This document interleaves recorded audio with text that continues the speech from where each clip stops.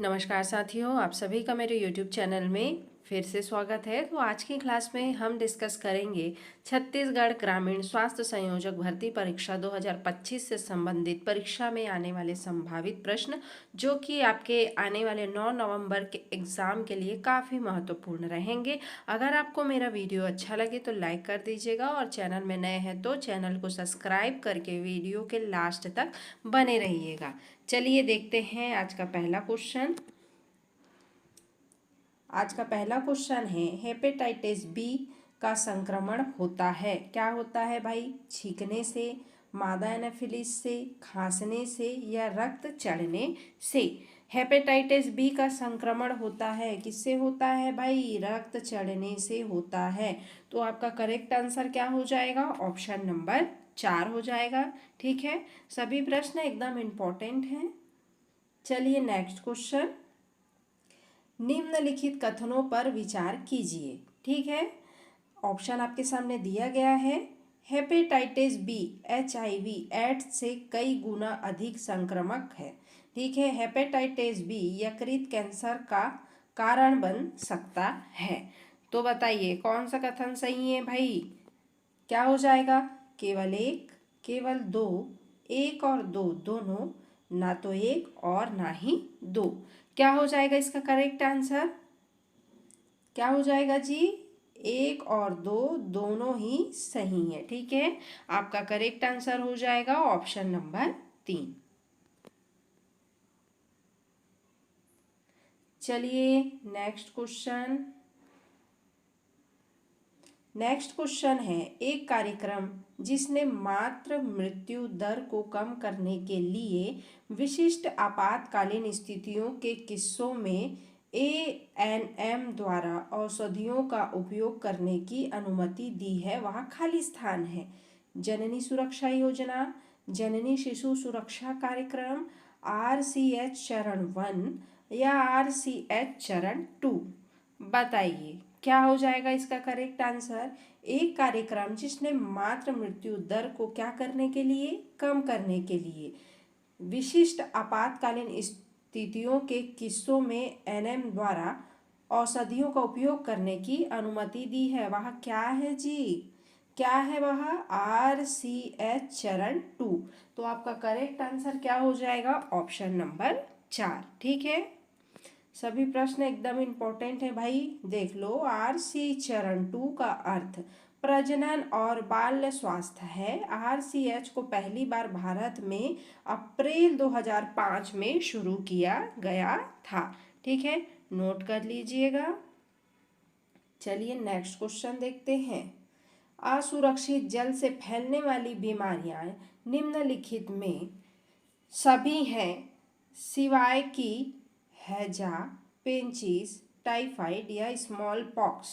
बताइए क्या है भाई? असुरक्षित जल से फैलने वाली बीमारियां निम्नलिखित में से सभी हैं सिवाय किसको छोड़कर भाई? चौथा प्रश्न, स्मॉल पॉक्स को। ठीक है, तो आपका करेक्ट आंसर क्या हो जाएगा? Option number 4। चलिए नेक्स्ट क्वेश्चन देखते हैं। सामुदायिक स्तर पर स्वच्छता बनाए रखने के लिए निम्नलिखित उपाय करने होंगे सिवाय कि उचित अपशिष्ट निपटान, जल संसाधन के नुकसान से बचें, उच्च शोर से बचें या अनुचित आवास सुविधा। सामुदायिक स्तर पर स्वच्छता बनाए रखने के लिए निम्नलिखित उपाय करने होंगे। बताइए कौन से उपाय करने होंगे भाई? अनुचित आवास क्या करने होंगे? अनुचित आवास सुविधा। ठीक है, आपका करेक्ट आंसर क्या हो जाएगा? Option number 4। चलिए नेक्स्ट क्वेश्चन देखते हैं। प्राथमिक स्वास्थ्य केंद्र में प्रसव पूर्व देखभाल में निम्नलिखित में से किसे छोड़कर अन्य सभी शामिल हैं? प्रयोगशाला जांच और हीमोग्लोबिन और रक्त समूहन, पोषण और स्वास्थ्य परामर्श, गर्भावस्था के दौरान उच्च जोखिम और खतरनाक संकेतों की पहचान और प्रबंधन, उच्च जोखिम भारी प्रसव का संचालन। क्या हो जाएगा भाई? किसे छोड़कर अन्य सभी शामिल हैं? प्राथमिक स्वास्थ्य केंद्र में प्रसव पूर्व देखभाल के लिए। छठवां प्रश्न, तो उच्च जोखिम भरी प्रसव का संचालन। आपका करेक्ट आंसर क्या हो जाएगा जी? ऑप्शन नंबर 4 हो जाएगा। चलिए नेक्स्ट क्वेश्चन, प्राथमिक स्वास्थ्य देखभाल में व्यक्तियों और समुदायों की उनके स्वयं के स्वास्थ्य और कल्याण को बढ़ावा देने के लिए भागीदारी को क्या कहा जाता है? समान वितरण, सामुदायिक भागीदारी, उपयुक्त प्रौद्योगिकी या उपरोक्त सभी। बताइए क्या हो जाएगा करेक्ट आंसर? प्राथमिक स्वास्थ्य देखभाल में व्यक्तियों और उनके सामुदायिक और स्वयं के स्वास्थ्य और कल्याण को बढ़ावा देने के लिए भागीदारी को क्या कहा जाएगा जी? तो सामुदायिक भागीदारी कहा जाएगा। क्या कहा जाएगा? सामुदायिक भागीदारी कहा जाएगा। आपका करेक्ट आंसर हो जाएगा ऑप्शन नंबर 2। चलिए नेक्स्ट क्वेश्चन, कोविड-19 संक्रमण के प्रसार को रोकने के लिए स्वास्थ्यकर उपाय खाली स्थान है। अच्छी तरह से भोजन करना, दिन में 2 बार ब्रश करना, हाथ धोना या सोना। बताइए क्या हो जाएगा करेक्ट आंसर? कोविड-19 संक्रमण के प्रसार को रोकने के लिए स्वास्थ्यकर उपाय क्या है जी? हाथ धोना। क्या है? हाथ धोना है। आपका करेक्ट आंसर हो जाएगा ऑप्शन नंबर 3। चलिए नेक्स्ट क्वेश्चन, प्राथमिक चिकित्सा प्रदान करते समय निम्नलिखित में से सभी व्यक्तियों को खाने पीने के लिए कुछ भी प्रदान ना करें सिवाय कि गंभीर रूप से घायल व्यक्ति, निद्राग्रस्त व्यक्ति, बेहोश हुआ व्यक्ति या दस्त बुखार की वजह से निर्जलीकरण। बताइए क्या हो जाएगा आंसर? बताइए प्राथमिक चिकित्सा प्रदान करते समय सभी व्यक्तियों को खाने पीने के लिए कुछ भी प्रदान ना करें सिवाय कि, बताइए, दस्त बुखार जिसकी वजह से निर्जलीकरण है। क्या हो जाएगा आपका करेक्ट आंसर? ऑप्शन नंबर 4 हो जाएगा। ठीक है। चलिए नेक्स्ट क्वेश्चन, अस्थमा के संकेतों और लक्षणों में निम्नलिखित में से किसे छोड़कर अन्य सभी शामिल हैं? सांस लेने में कठिनाई, बुखार, घरघराहट या छाती में दर्द। अस्थमा के संकेतों और लक्षणों में निम्नलिखित में से किसे छोड़कर अन्य शामिल हैं जी? 10वां प्रश्न, बुखार। कौन शामिल है? बुखार। आपका करेक्ट आंसर क्या हो जाएगा? Option number 2। चलिए नेक्स्ट क्वेश्चन, हैजा से ग्रसित एक व्यक्ति में छोटी आंत में विषाणु के वृद्धि से उत्पन्न विष के कारण अतिसार होता है। विब्रियो कॉलेरी द्वारा उत्पन्न विष क्या है? बताइए, एंटोटॉक्सिन, एंटोरोटॉक्सिन, हेपेटोटॉक्सिन या उपरोक्त में से कोई नहीं। बताइए विब्रियो कॉलेरी द्वारा उत्पन्न विष क्या है जी? तो एंटोरोटॉक्सिन। क्या हो जाएगा? एंटोरोटॉक्सिन। आपका करेक्ट आंसर हो जाएगा ऑप्शन नंबर 2। चलिए नेक्स्ट क्वेश्चन, टीके से रोकथाम योग्य रोग जो बिंदु संक्रमण के कारण होते हैं वे निम्न में से किसे छोड़कर अन्य सभी हैं? बताइए, मेनिंजाइटिस, काली खांसी, डिप्थेरिया या पोलियो। क्या हो जाएगा सही आंसर? टीके की रोकथाम योग्य रोग जो बिंदु संक्रमण के कारण होते हैं वे निम्नलिखित में से किसे छोड़कर अन्य सभी हैं? बताइए कौन है भाई? पोलियो। कौन है? पोलियो है। आपका करेक्ट आंसर क्या हो जाएगा? Option number 4। ठीक है।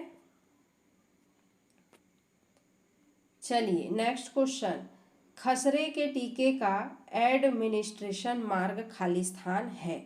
बताइए खसरे के टीके का एडमिनिस्ट्रेशन मार्ग कौन है जी? कौन होगा? अवत्वचीय होगा। कौन होगा? अवत्वचीय होगा। तो आपका करेक्ट आंसर क्या हो जाएगा? Option number 2। ठीक है। सारे प्रश्न इंपॉर्टेंट हैं।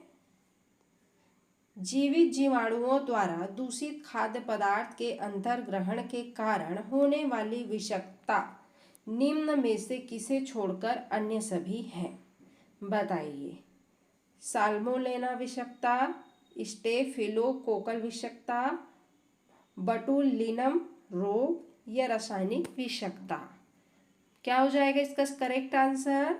तो ऑप्शन नंबर 4 हो जाएगा, रासायनिक विषाक्तता।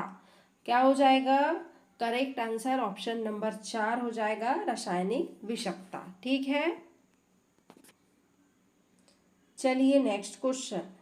बाहरी कार्यक्रमों हेतु छोटी मात्रा में टीके ले जाने के लिए उपयोग किए जाने वाले उपकरण को क्या कहा जाता है? Walk in freezer, walk in cooler, vaccine career या आइस पैक। बाहरी कार्यक्रमों हेतु छोटी मात्रा में टीके ले जाने के लिए उपयोग किए जाने वाले उपकरण को क्या कहा जाता है जी? Vaccine carrier. ठीक है, क्या कहा जाता है? Vaccine carrier. तो आपका करेक्ट आंसर हो जाएगा ऑप्शन नंबर 3। चलिए नेक्स्ट क्वेश्चन। एक व्यक्ति में संक्रमण होने के बाद प्रतिरक्षा विकसित होती है, उसे क्या कहा जाता है? सक्रिय प्रतिरक्षा, निष्क्रिय प्रतिरक्षा, सामूहिक प्रतिरक्षा या उपरोक्त सभी। बताइए। एक व्यक्ति में संक्रमण होने के बाद प्रतिरक्षा विकसित होती है, उसे क्या कहा जाता है?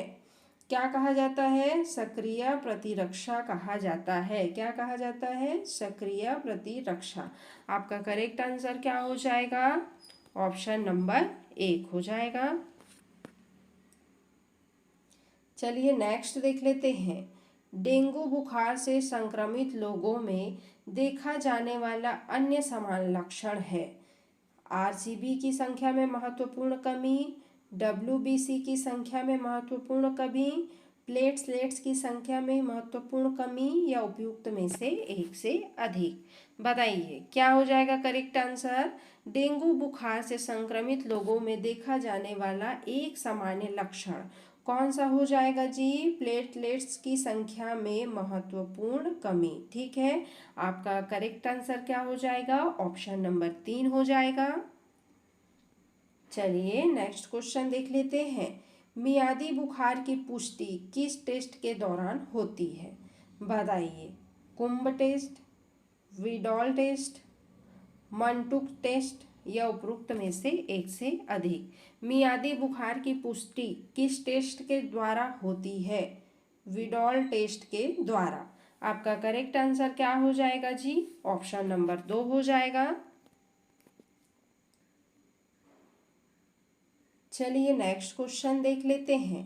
मानव शरीर में कैडमियम की अधिक मात्रा निम्न का कारण बन सकती है।